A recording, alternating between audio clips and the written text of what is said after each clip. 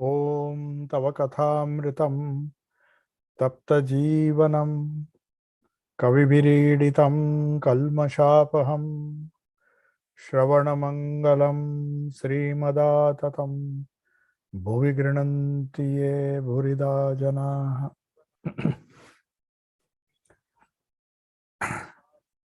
In the previous class, we saw Sri Ramakrishna is describing a lot of visions which he had. Now, if we see the Gospel of Sri Ramakrishna and the Great Master, you will find that there are so many mystic visions. In fact, Swami Yogeshananji has written a book, The Visions of Sri Ramakrishna. It's a very fascinating book, and he has compiled mainly from the Gospel and some other books like the Great Master, where there are some visions of Sri Ramakrishna which we don't find in the Gospel, because perhaps M was not there. He might not have heard it himself, so he has not put it in the Gospel. But Swami Shardananji got that information from other resources, other people, and he put them into the Great Master. Similarly, there are some other books, like even the Gospel of Holy Mother, which we discuss on Saturday, alternate Saturdays.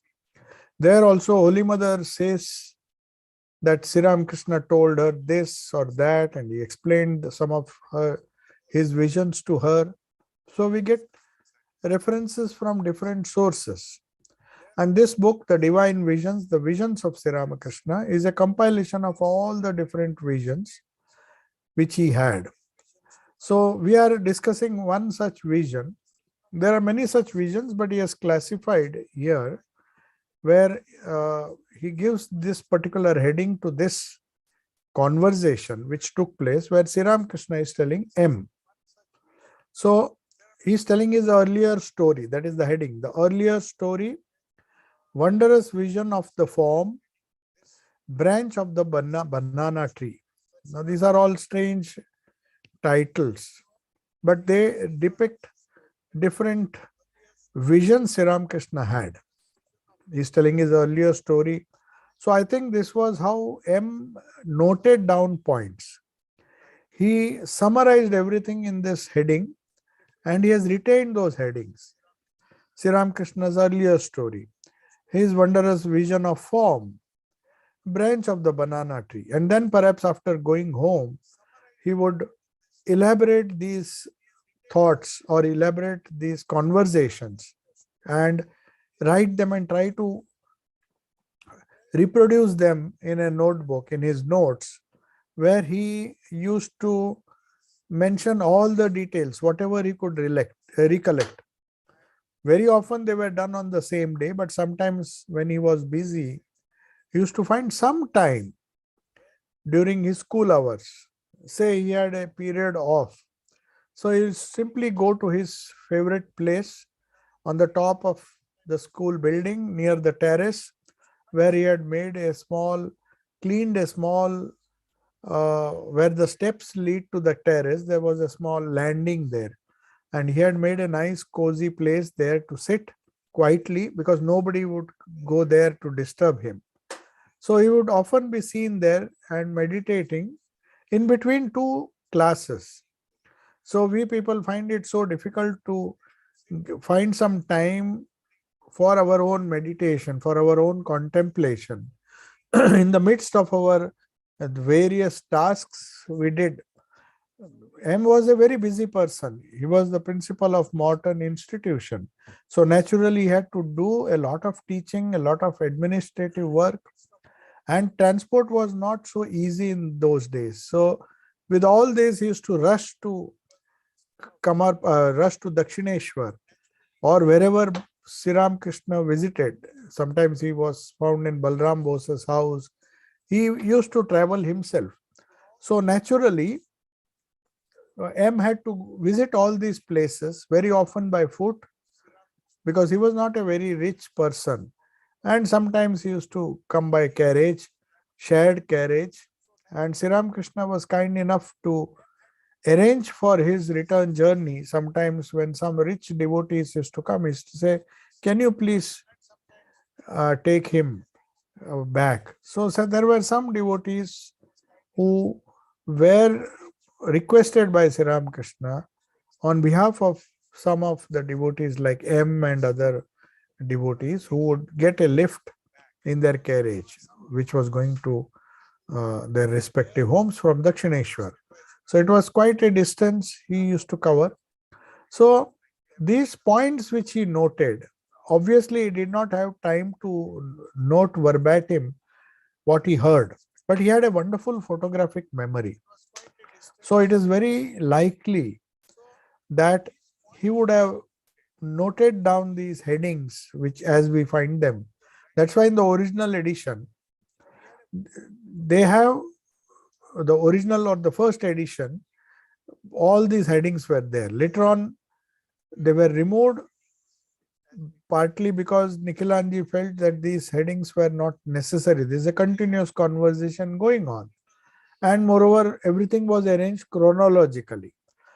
So the headings often did not have much significance, because you find if here there is no chronology followed, there are different conversations which took place on different days, different years. Say 82, then you jump to 84, then you go to 83. So there's no fixed sequence. Each volume is practically independent, or each chapter is practically independent, and within the chapter you will find different dates sometimes. But more or less, we will find that there is some continuity, and to maintain that continuity and the theme, M is giving a heading. So he is now continuing the earlier story. Earlier means the story of Sri Ramakrishna as told by him to M when none of the devotees who were there were present.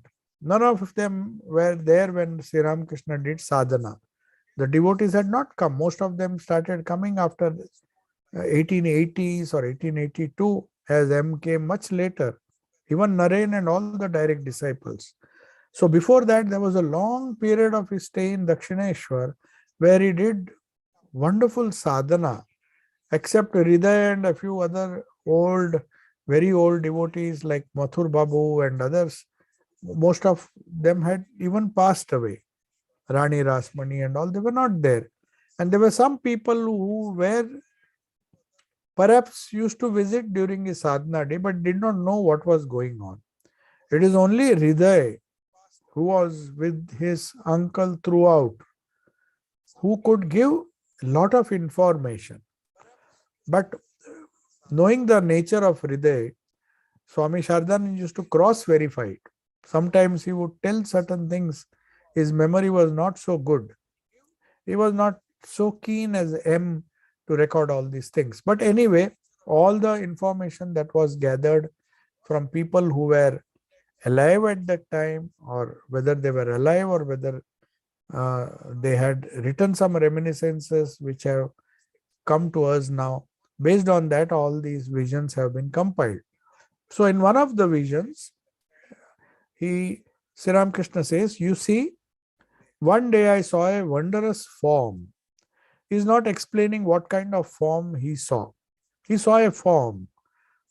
He visualized, or maybe it was a vision where he saw a form extending from Kali temple to Panchavati. Now you can imagine Kali temple, if you see the distance, it's not a very small distance. We have to walk a lot. The Kali temple is in the midst, in the center of the courtyard. After the courtyard, you have to walk a distance to reach Panchavati. It's not very far. First you come to Nahabat and there are many other things. Afterwards, you finally reach Panchavati. It was in those days, even in those days when people used to come and visit the temples in large numbers, Panchavati was supposed to be isolated. People normally did not go there.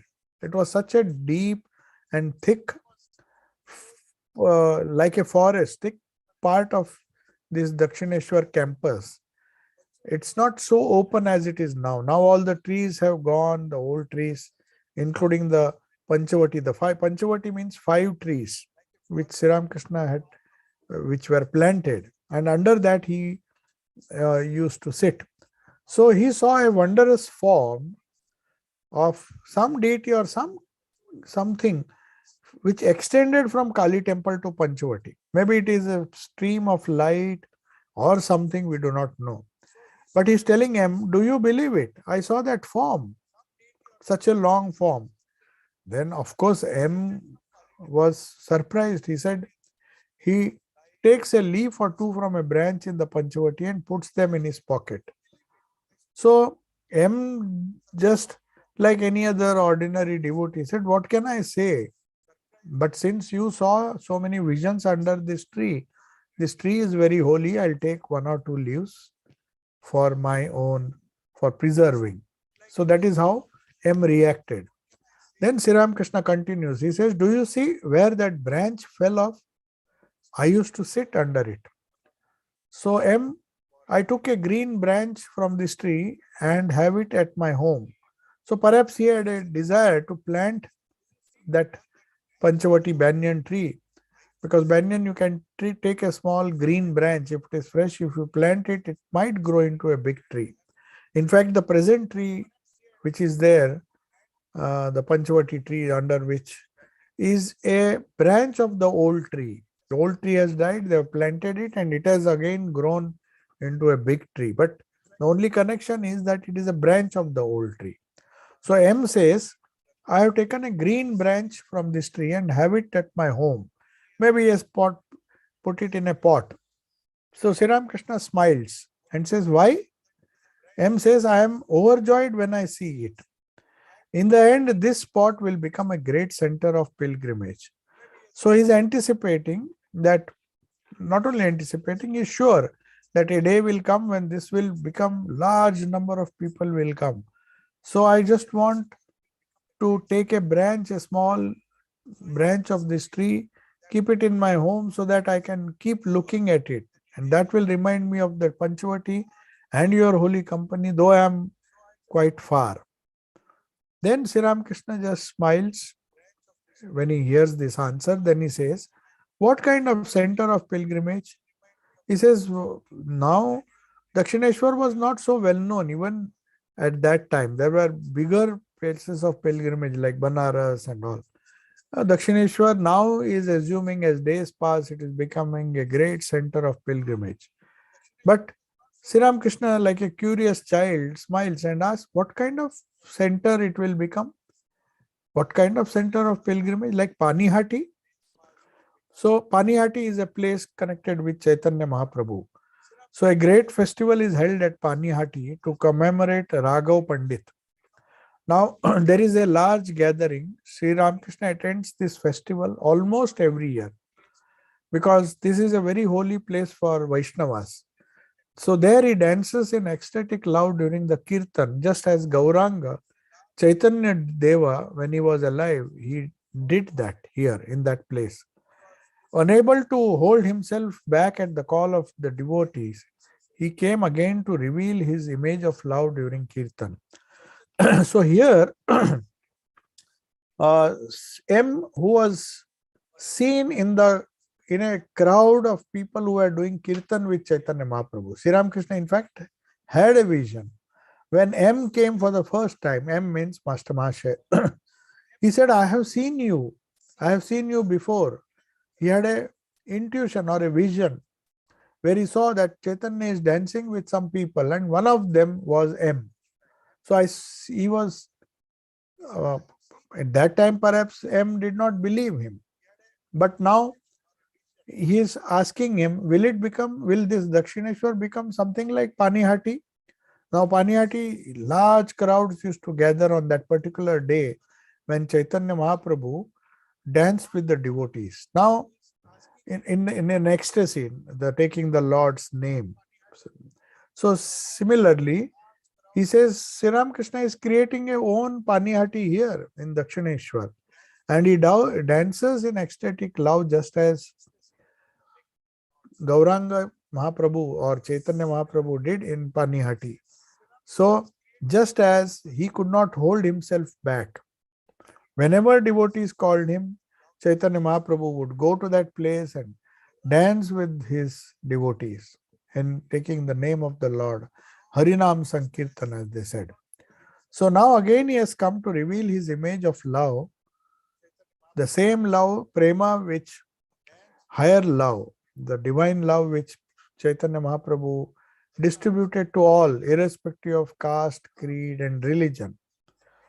He embraced everybody in that wonderful spirit of love. So that Chaitanya Mahaprabhu has come to reveal his image of love during Kirtan again in Dakshineshwar in the form of Sri Ramakrishna. So that is what he wants to say. So now the narration of the Lord's story, that is the heading. It is evening. Sri Ramakrishna is seated on a smaller cot in his room meditating on the Divine Mother. So as you all know, there are two cots. Even to this day, if you visit Sri Ramakrishna's room, it has two cots. One with a mosquito curtain, which was used for sleeping, and there was another cot, a smaller cot, on which he never slept. He used to use it to talk to devotees. He used to sit there, and the devotees used to sit on a mat which was spread in front of that small cot, and which was a big room. His room was quite big. And they used to all sit on the ground and listen. So then he's sitting on the smaller cot because nowadays he doesn't go for prayers. Aarti of the deities is being performed one after the other in the shrines. One can hear the sound of conch shells and the ringing of bells. M is to stay here for the night. So one can, even sitting here, sitting in that room, because all did not go for Aarti. So even though the Aarti of the deities, according to the stipulated rules and regulations on the fixed time, different temples, the Radhakanta temple, the Shiva temples, each one of those temples had somebody who would do puja and then do Aarti, evening Aarti. Ringing of conch shells and bells could be heard in the evening. And many of the devotees would leave Sri Ramakrishna because after a certain stage, he stopped going to the Aarti. And he used to sit in his room and meditate on the small cot. So though one can hear the sound, M is there, he is listening to that, he is looking at Thakur, and luckily that day he has leave, so he is staying overnight. He is delighted because he can stay here for the night. It was so rare for him to get an opportunity to leave his house, which was like a burning furnace, which he literally said that he literally came to Sri Ramakrishna. He used to run from his home. He used to practically run from his home, run from his place of his place where he worked, school, whenever he got an opportunity, whenever he had some time, because he found something here which he could not find anywhere else.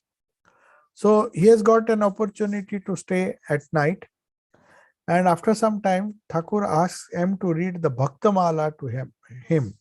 Bhaktamala was a book where the lives of many saints are written. So whenever somebody who could read, because Thakur himself could not read properly, he just knew some basic alphabets. So he would be very happy if somebody read some portions of these books which he used to keep with him.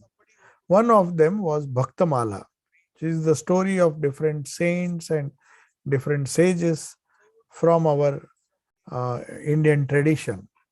So the story which M is reading now is the story of King Jayamal. There was a king known as Jayamal of very pure nature. He was a very pure natured person. He was a great lover of Sri Krishna, Lord Krishna. He had an ineffable love for Lord Krishna. He observed the rules of worship strictly. Though he was a king, he did the worship himself according to the Navada Bhakti. Navada Bhakti means 9 types of devotion. The Vaishnava, the Ramanujas, especially Ramanujites, they believe in this 9 form, Navada, 9 types of bhakti. We will discuss those different 9 forms in some other class, but he was, this King Jaimal was perhaps a follower of that sect, which believes in 9 different Padasevanam, Argyam, and so many different types of offerings you have to make. It is a ritual. Of course, these are highly ritualistic methods of worship. But okay, I found this on the web for what is a ritual. But definitely, you will find that this ritualistic worship had a higher motive. It often led to the highest form of devotion, though it began in the form of rituals, as we were explaining the ritual of Visarjan. It doesn't often make sense to some people who believe that an image which we were worshipping for so many days, why do we just immerse it in water? So also this Navada Bhakti, if you on the surface of it, you do not know the psyche. We cannot understand unless we do it with a lot of thinking and wisdom. We will end up doing rituals for years and years together, ending nowhere. So you will find that this Navada Bhakti was designed to encourage novices on the path of bhakti, those who have just started following spirituality. These Navada Bhakti were different means, 9 different means of keeping the attention at the feet of the Lord, the personal God whom they worship. So the mind has a tendency to wander. Emotional people require some kind of emotional attraction towards the Lord. People who are excessively obsessed with work, they want to do some activity. They will not feel happy if they don't do a ritual which is fully complicated. Then they feel, oh, we have done something.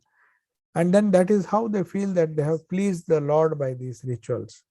So devotion did not leave out these 9 types of devotion. They did not leave out any faculty which a human being was capable of. So whatever be one's nature, this would create a rounded personality, a devotee who would, through these 9 different paths, somehow manage to focus his or her mind on the Lord. That was the main motive. It's not the ritual that was important. It is how that ritual managed to keep the mind of the devotee on the Lord instead of spending it or using it in a useless manner. Now, he says he was only happy, Jaimal, who was very much ritualistic, and he did all the rituals to the last letter, just as it was prescribed in the holy books.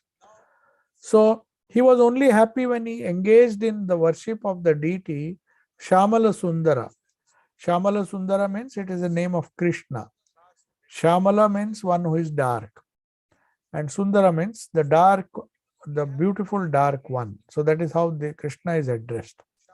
So, and he knew no other gods or goddesses. He was not even concerned or bothered to worship God in any other form. He just wanted his own deity, Shamal Sundara. And he regularly sat down, being a king, though he was a king, one of the busiest people in the kingdom perhaps. He was supposed to be, but he regularly sat down and spent nearly 4 hours every day to worship the Lord. Such an elaborate worship he did, perfectly according to the rituals. He would not think of anything but his worship at this time. During these 4 hours, even if there was danger to his treasury or a thunderbolt struck from above, he would be determined to carry out his 4-hour puja or ritual, Navada Bhakti, just following everything, no matter what the situation is. Whether he lost money, whether somebody, having come to know of it, his nature, that he was always obsessed with this, a rival king invaded Jaimal's kingdom. A rival kingdom thought when he is for 4 hours, when he is engaged in worship, definitely I can attack. And without the king's command, the army chief could not, till they got orders, they would not go to the battle. By that time, we can just come and kill them all. They stood waiting for his orders. The king, of course, has to give orders, then only the generals go to battle. But they wasted 4 hours, not wasted, for 4 hours he was so busy and he said, let anything happen, I am not going to do anything other than this puja. So they waited. Then the enemy gradually surrounded the fort. And still his puja was not over, so he was not moved. He did not even bother. Then his mother came to him, beating her forehead and cried loudly in sorrow. She was upset. What is my son doing? Everything is being taken away. There is complete destruction of the kingdom, yet you are so unconcerned. Then Jaimal got angry with his mother. He said, Mother, why do you pester me? What can one do when the giver himself takes back what he has given? He is taking back what he has given to me. He gave me the kingdom. If he wants, let him take it back. What he protects, no one can take away. All our efforts are certainly in vain. So whatever we do, you don't bother whether I take any efforts or not. What Shamal Sundara, my Lord, has given me, if he wants, let him take it away. I am not going to stop. In the meantime, that is how the story goes, Shamal Sundara, the deity, armed himself and rode the king's horse to the battlefield. He destroyed the enemy's army and then tied the horse and returned to the worship. So the Lord had to intervene. When he was obsessed with his worship, so devoted he was, that he took the horse of Jaimal, the Lord himself impersonated Jaimal and directed the army to destroy the enemy's army. And when they won the battle, the Lord himself came back, and then he was seeing that Jaimal is still worshipping. So his worship was over, and Jaimal came out and saw his horse panting and perspiring profusely from head to foot. So this horse had just come back. He asked, who rode my horse and who has tied him to the shrine? No one knew who had ridden the horse and who had brought him back. Suspecting something unusual, the king warily went to the battlefield with his soldiers. He thought, how come my horse, which never goes out without me, is looking so tired? So he suspected something is wrong. So he himself sat on the horse and went to the battlefield with his soldiers. And there he saw that the enemy soldiers are lying dead in the field. Only one was spared, the chief king. Surprised, he asked the king what had happened. He was surprised because the enemy king was the only person who was alive. His whole army was destroyed. The enemy king, putting a cloth around his neck and offering worship to King Jaimal with folded hands, made his submission. What fight could we put up against your wonderful soldier? He could conquer the 3 worlds. So that soldier, Sri Krishna himself, Shamal Sundara himself, took the form of a ferocious soldier and started destroying the whole army. So this king, enemy king, was surprised. He said, how can I fight? He was such a great soldier. He can conquer all the 3 worlds. So then he says, I don't ask for wealth. I do not ask for my kingdom. You may take my kingdom if you will tell me who the blue-hued soldier is who destroyed my whole army. He won my heart as soon as I saw him. So this enemy king also was transformed, because after all he has seen the Lord. He says, I don't want any wealth. I don't want any kingdom back. You may take my kingdom if you like, but I want to know who that wonderful person, all-powerful person who destroyed my whole army was. He won my heart. I become so devoted to him. I want to know as soon as I saw him that I want to know who he is. King Jaimal then understood that it was all the doing of Shamal Sundara, the blue-hued one, because the color of Sri Krishna is supposed to be blue. The enemy king also understood the mystery and began to chant prayers, holding Jaimal's feet. He said, I take refuge at the feet of one by whose blessing Sri Krishna has showered his grace on me. May your Sham accept me. He was so grateful. He said, I can't believe that not only has Shamal Sundara spared my life, but he has shown himself to me. It is because of your grace, because of your devotion, that so you please accept my devotion, me as a disciple. You are my guru. So please pray to me, pray to your Shamal Sundara so that he accepts me.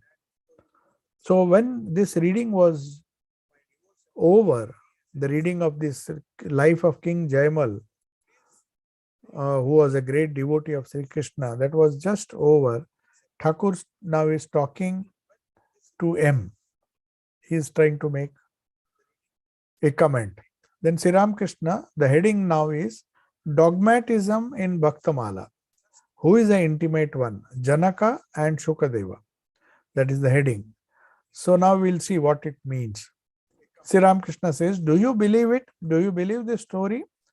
Do you believe that he himself vanquished a whole army riding a horse?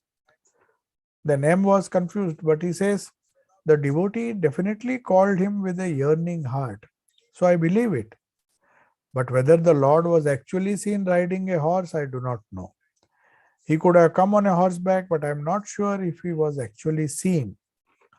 So Sri Ramakrishna smiles. He says, this book contains beautiful stories of devotees. But this book is dogmatic. It runs down others' beliefs. It says whatever beliefs we have, you have to believe. It is absolutely dogmatic, but it doesn't accept other beliefs. So Sri Ramakrishna, though he appreciated this book, he said it has its own faults. The book is dogmatic. The next day, Thakur is talking to M, standing on the garden path. Mani says to him, I must come and stay here. Sri Ramakrishna replies, well, you come to me so often. Because M was one of the few devotees who was restless to come and stay with, if possible, stay. Very often he could not stay for various reasons, but at least he would make a point to stay as long as he could, as long as he was allowed. So Thakur is trying to explain why he is doing this. You come to me so often. What does it signify? People go to a sadhu and see him just once. That is how most of the devotees or most of the admirers of Sri Ramakrishna, they used to say, oh, we heard there is a Paramahamsa, we'll go. Once they go, perhaps they don't have the stuff to recognize him, his greatness. They have satisfied their curiosity. That's the end of it. They don't come back again. What does it mean? So people go to a sadhu and see him just once. But you come here so often, what does it mean? M is silent because he doesn't know the answer. He has been going, some strange kind of attraction makes him go every week, whenever he gets a chance. But he remains silent because he has learnt his lesson. He says, you tell me, I don't know. And Thakur himself replies to this question. Sri Ramakrishna says to him, does one visit unless one is very intimate? You see how he is slowly explaining how M is inspired to visit Sri Ramakrishna so regularly, so many times, whereas others come once or twice and maybe they never come back. Does one visit unless one is very intimate? That is one reason you are coming. One who is intimate is one who is very near and dear, one's very own, like father, son, brother, and sister. So biologically we understand human relationships where you don't think it is a surprising thing if you go again and again to your father. You may be living uh, separate from him. You may be having your own house. But those who are really love their father or their sons or brothers and sisters because of that biological relationship and also because of the emotional attachment they have, he says it is just like this. Why do people very often who visit their fathers or their brothers or sons? Because they are intimately attached. So your visit is because of some kind of attachment to a sadhu, not maybe not be to your biological relative, but you definitely see something deeper than biological relationship. I don't say everything to you at one time. Sri Ramakrishna then is trying to make some fun. He is trying to be a bit in a lighter mode. He's trying to joke and test Balram or test M. He says, you see, you might have noticed one thing. Whenever you come, I just tell you some things at a time. I don't say everything to you at a time. Though I wish to, but I do not say that. If I did, why would you come again to see me? If I gave you everything, then you will not come back. So that was just a joke. But then he gave an example of the scriptures. Shukadeva, who was the son of Vyasa, went to Janaka because he knew Janaka was a Brahmagyani, to seek Brahmagyana from him, to seek the knowledge of Brahman from him. So Janaka first asked him to pay his dakshina. In ancient days, the Guru very often Sri Ramakrishna is also used to insist, whenever you come, bring something. Maybe it is a small piece of fruit. Don't even have to bring a big thing. A small token, but bring something. That is known as dakshina. So dakshina means you express. It's not the quantity or what you bring is important. It's the love and devotion which you have when you offer. It may be a very insignificant thing. When Sudama went to see his friend Krishna, he loved him so much. They were very good friends. But Sudama was very, very poor. And Sri Krishna was the king of Dwaraka. So from Porbandar, that is Sudama Puri as it is known, it's a very long distance. He did not have money to go by any other transport other than by walk. Must have taken so much, a few days to reach there. And he walked all the way, and he knew that I am going to a friend, I should take some as a token of love and respect to my friend Sri Krishna. So he had nothing in his home. He was so poor. But he remembered in a small vessel there was a little beaten rice. It is known as poha. Poha means it is rice, beaten rice and dried. So he put it in a piece of cloth, tied it, and took that poha because that's the only thing he could offer. And when he went and saw, that was his way of giving some kind of dakshina to somebody whom he loves. Dakshina need not be only to the Guru. When we go with some small token just to express a love. It is not that, it's not what you take, how expensive it is, but with what feeling you take. So he had very carefully taken a little beaten rice, and he expected that as soon as I see Sri Krishna, I'll give him. But when he went to meet him, he was of course received. Sri Krishna came himself to the doorway to receive him at the gates, took him into the palace, arranged for his comfort, and then asked him, my dear friend, have you brought something for me? So Sudama was very ashamed because he saw before him there were so many rich people who had come, brought very, very expensive gifts because he was the king of Dwaraka. So many people had come, and they had come with very, very costly gifts, expensive gifts. But Here it was Sudama who had nothing but a few grains of pova. Because when they were young, when they were in the Gurukul, Sri Krishna used to love pova. He used to mix it with curd and then they used to eat. So he knew that at least let me take. He still thought that Krishna is his old friend, though now that friend has become a big king, an emperor. So Sudama takes this poha or this beaten rice, and when Sri Krishna tells him, please give me what you have brought, I know you have brought something for me, I want that. And he was so much ashamed in front of everybody. If I just open that packet, for several days it was there, it has been soaked in sweat. I don't know how it will taste also. It's such a humble gift. It's not even a gift. So Sri Krishna immediately said, no, no, you are hiding something. I want whatever you have brought. And then he snatched and opened that small cloth in which this poha, and like a child, he started eating as if he used to do in his younger days when they were friends.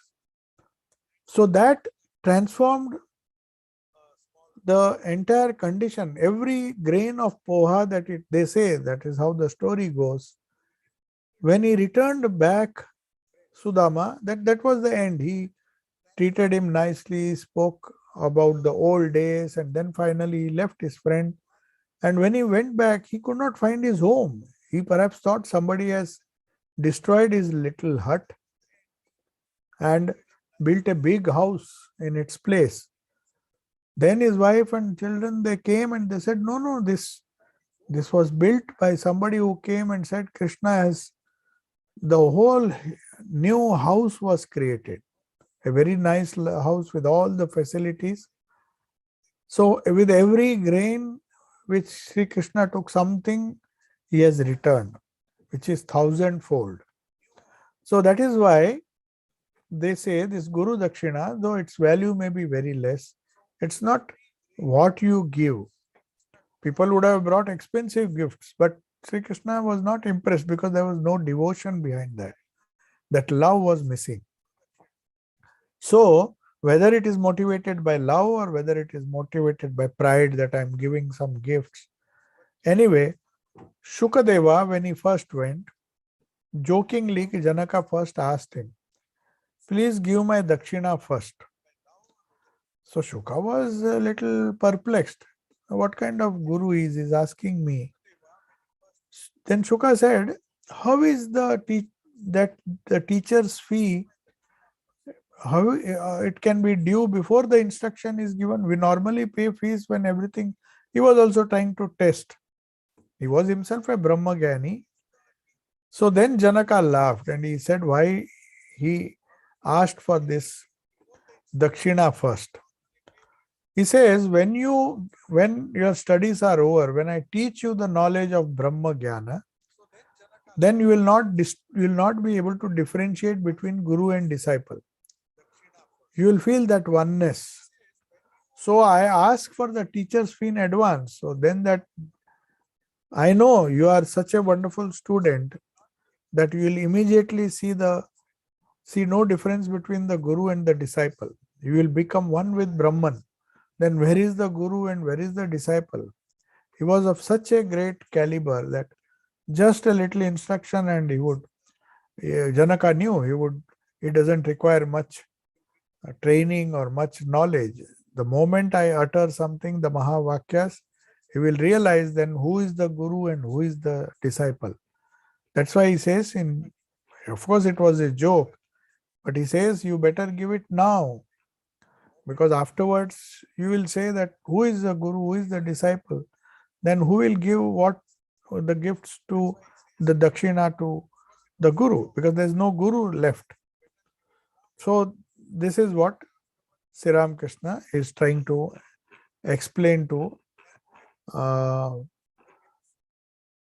M, showing that when you are intimate with your teacher or with your preceptor, then it doesn't really matter what gift you give. It's the devotion the quality of devotion, the quality of uh, intimacy, that intimacy with the Lord, that is important. The Lord wants intimacy because the nearer you are to Him, the closer you feel, the more you attach yourself emotionally through thought, through action, through willing, through feeling, through thinking. Whatever be the yoga you use, through meditation, all should be, all the effort should be directed to become intimate with the Lord. That He is deep within my heart and I cannot live for a moment without Him. So that is how Sri Ramakrishna is trying to explain that you come here often not because I know that the knowledge can be given immediately, but the Guru doesn't do, because he wants that disciple to develop that kind of intimacy which will make him one with the teacher. The knowledge which unifies is real knowledge. Eker Gyan Gyan. The knowledge of the many is not knowledge. Knowledge of the one reality behind all. So that is how Sri Ramakrishna, using these beautiful stories from the our Upanishads and all, is explaining. Now, there are some, after this, M has started thinking now. He says, why my Guru is telling all these wonderful things to me? What does it really mean? Because Sri Ramakrishna had often said, spiritual life is very simple. You have to ask this question. The question is who you are, means what is a jiva? Who am I? That is the goal, the ishta. And what is the relationship between us? Bas, finished. These are the only three things that matter in spiritual life. We, our ishta, and our connection between our ishta. Our relationship. The relationship which we have with God is the only relationship which will be sustained. All other relationships which are based on biological factors or something other than pure spirit, they are temporary. So it's only in the field of spirit that one can be intimate with another spirit, a superior spirit, or with the Lord, who is the essence of the spirit which is there in the Guru, the spirit which is there in the cosmos, in the world around us. So the spirit is one. The more you go towards the Lord, who is seated in the heart, the search has to be made within. That is the only condition. Everybody, any spiritual aspirant will say, you can't find him outside, you have to find him within, because he is the soul of your soul. He is the heart of your hearts. He is so intimate that you can't even for a moment be separated from him. That is what the gopis felt. The gopis felt so bad when Sri Krishna left, but their devotion was so high that it was not they themselves. They were worried. They were not worried of the troubles they were facing. When Narada came, Narada was also a great devotee, used to do japa, repeat the Lord Hari's name and spread his glory all over the world. He was constantly doing that. So Narada had developed an ego. So that ego was that I am a very great devotee.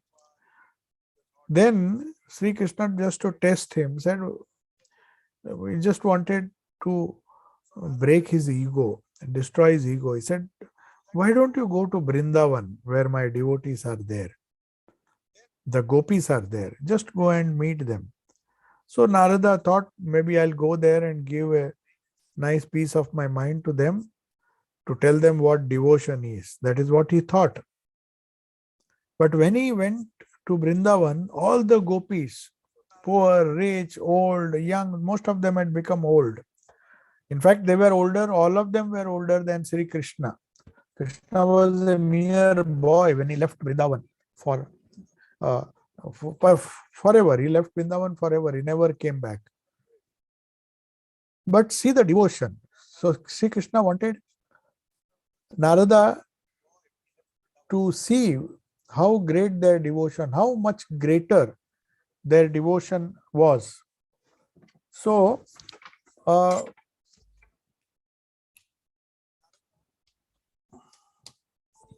so he just wanted Narada to understand that don't think your devotion is high or your devotion is the greatest. There are much more greater devotees. So, what are the signs of that devotee? Who is a true devotee? So that those reflections are now M is trying to think in what category is Thakur placing me. He says others don't come, I come often. He's giving the reason why I go, because I somehow feel a kind of intimacy that Thakur is my own, Sri Ramakrishna is my own. But what does it signify? What are the reflections? Based on what Sri Ramakrishna is telling, M is reflecting when he is alone, and he is not saying these are reflections of mine, they are reflections in the heart of a disciple. So he is a disciple. Now he wants to evaluate what is the meaning of these comments. So as I told you, Narada goes to the story goes like this. He goes to the gopis, and then the gopis, the moment they see Narada, because she has come from after meeting Krishna, all of them crowd him. They just don't leave him. They just want to know how is Krishna, how does he eat, has he grown, how is his health, does he get enough to eat? Because when he used to be here, they used to bring so many wonderful things for him to eat. So they are so keen to know how Krishna is, how much they are suffering. Many of them were very poor. Gopis were very poor themselves. They were belonging to very, very ordinary families, and many of them were criticized for their love for Krishna. They used to neglect their work, sometimes not earn enough money, sell milk and all those things. They used to just ignore that and spend their entire time. Now, since he has gone, they are in very bad shape in the gross way. Not all of them are happy, but they don't even utter a single word of complaint to Narada about themselves. They don't say, oh, Krishna has left us and this is what has happened to me. When he was there, it was so nice. Now he has gone. See my condition. Why did he go? And all those things. He doesn't say that. They do not say that. Narada is surprised that not for a single moment any one of the gopis is telling their own troubles, though they are full of troubles, full of sorrow in their own life. They said, how is my Krishna? What is he doing now? Is he happy? When he was here, we took so much nice care of him. We took so much care. But now who is there? Are there people like us? Or are there selfish people who don't even care for him? We cared for him so much. I mean, they just were so concerned that not one of the gopis stated their own condition or told Narada what they want from Krishna. They said, what can I give to Krishna? They were concerned about his welfare. Whether they could give anything or not, that was not important. It was their attitude of giving to the Lord, being concerned because of intimacy. They really believed that Krishna is our intimate, a person who is so intimate that we would like to know, that we just want to know from you that he is good, he is fine, that's all. How much suffering we have undergone, we don't want to disclose to you. Seeing that, Narada starts weeping. Then he understands why Krishna has sent me to meet these people. I always keep complaining, keep praying to the Lord, give me this, save me from this, do me this thing to me. And I boast that I am a great devotee. But see here, these people, the simple illiterate women who thousands of miles away, they are still thinking so many years after Krishna has left them. They still yearn to just know about him. They know they can't see him, but they want to visualize him and find out, has he grown, has he uh, put on weight, or whatever he has done, how is his appearance now, does he remember us? That's all he wanted. They wanted to know. Then Narada tells them, no, it was he who wanted.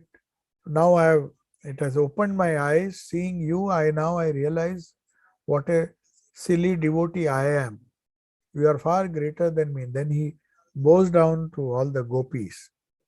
So now the M is trying to recollect what Sri Krishna had told him about why he is visiting his guru so often, why he is leaving all the responsibilities.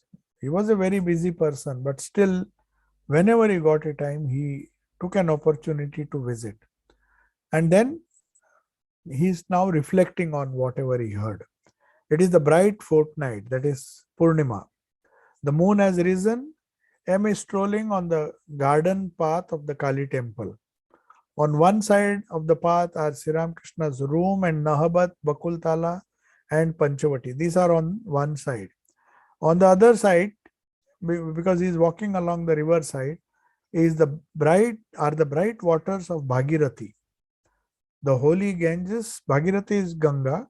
She is reflecting the beautiful moonlight because the moon is full. So it looks so beautiful when you walk along the path parallel to the temple campus, and then there is a garden, and after that there is a river. So when you walk on that path, it's a walking path, you see the bright waters of the river, reflection of the moon in the river. M is talking to himself now. He's trying to recollect, what did Thakur tell me and what is my connection with him? Can one really realize God? He's just wondering.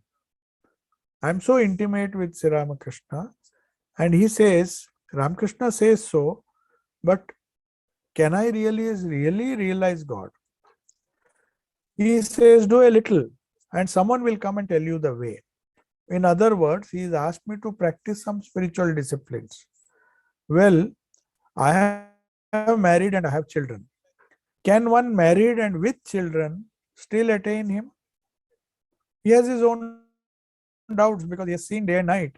The first time when M came and he asked him, are you married? And when he said yes, oh my God. So he started lamenting.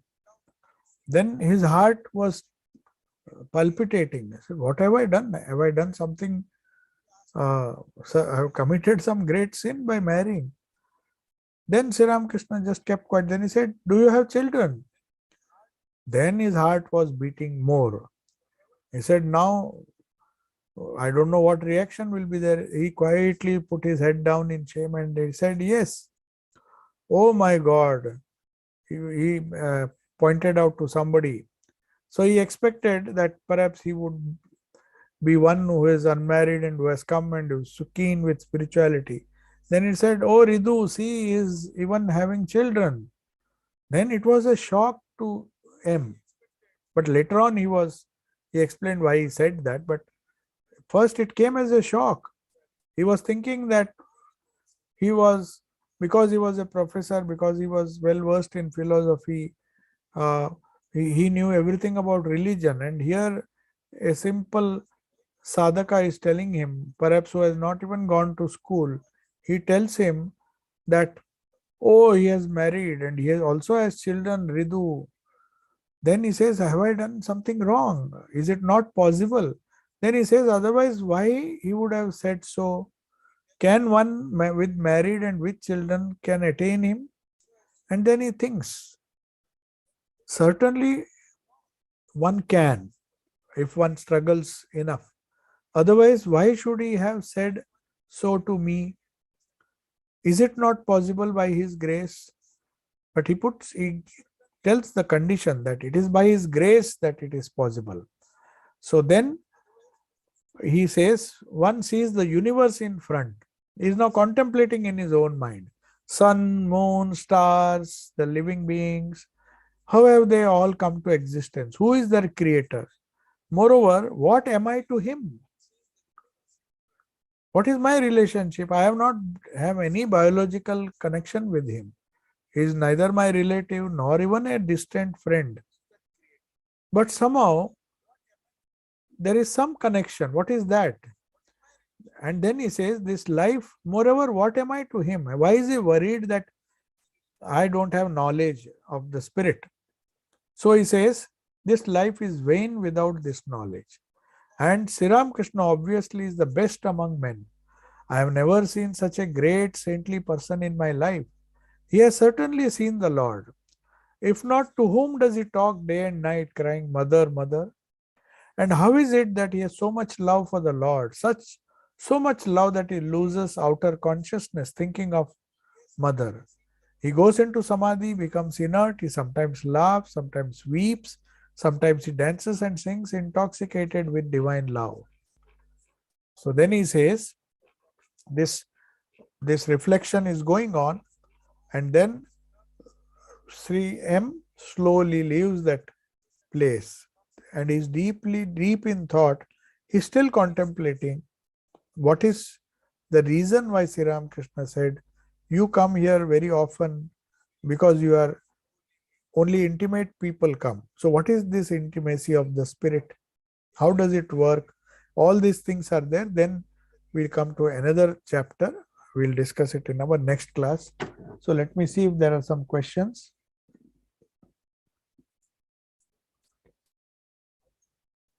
Did Master Mahashaya M see Chaitanya Mahaprabhu from? Yes, he did see. He had so many visions by the grace of Sri Ramakrishna. But seeing is of no use. Swami Vivekananda said, when you see a vision, you might see it, but if you don't have faith, then you might as well have seen a ghost. It's the same. So, Master Mahashaya, whether he saw Sri Chaitanya or not, the conviction, that faith, that Chaitanya Mahaprabhu or that Avatara Purusha who was Chaitanya once upon a time has come as Sri Ramakrishna. And his faith in the words of his Guru, that I have seen you in the company of Chaitanya Mahaprabhu, that is more than enough. Whether he saw or not, it is not important. Anybody can see. If one is very emotionally attached to certain deities, they can perhaps have, sometimes a highly emotional person gets these visions. But whether he saw or not, he had 100% belief, faith, Shraddha, not faith, Shraddha, in the fact that it is Chaitanya Mahaprabhu, with whom he was intimate in the previous birth, has come as Sri Ramakrishna, and he accepted him. He was one of the first who recognized him as an avatar. In spite of his Western education and the rational thinking, logic and other things he had studied. So that is more important. The second question is, why did Janaka ask for fees, though he was a king? Did he not? I did not know that he gave Diksha. It is not Diksha, it is knowledge. You don't call it Diksha, because Diksha can be Mantra Diksha, can be any other Diksha. But this is not Diksha, this is instruction. When you go to a Guru, the Guru has to give you instruction, and the rule is that you have to give some Guru Dakshina. It may be a humble thing, but that he did not need. Janaka was a king, but though he was a king, he was not attached to his kingdom. So he was definitely not attached to what Sukadeva would give as a gift. He was not interested in Dakshina or what kind of gift he was giving. He was a king. What can Shukadeva give him? But the idea was that he wanted to emphasize that this difference between guru and disciple, once you have full jnana, then there is no good, no bad, no small, no big. Everything merges in that ocean of consciousness. So it is this idea that he wanted to tell. So it was just a joke, not that he wanted dakshina. It is too gross a thought to think that he did not bother. He gave knowledge. No real Brahmagyani will charge anybody. It's not some kind of commercial knowledge that one is giving. So he did not need it, but he was just joking. He was just trying to tell Sukha that once you get knowledge, which you will get immediately because you are a great student. So he was just testing him and telling him that this is what you should expect. This distinction will go away. Now,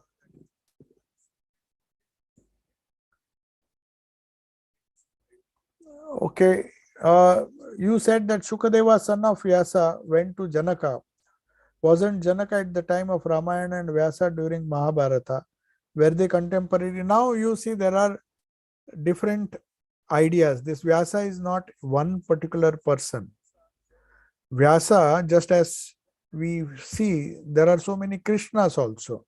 If you go deep into mythology, you will see Hanuman with Hanuman coming in contact with Rama, and then you see him in the Mahabharata also. Hanuman is very much there. He could materialize himself. So these are all different concepts. Vyasa is a term which is given to somebody who compiles or arranges the scriptures. So there are many Vyasas.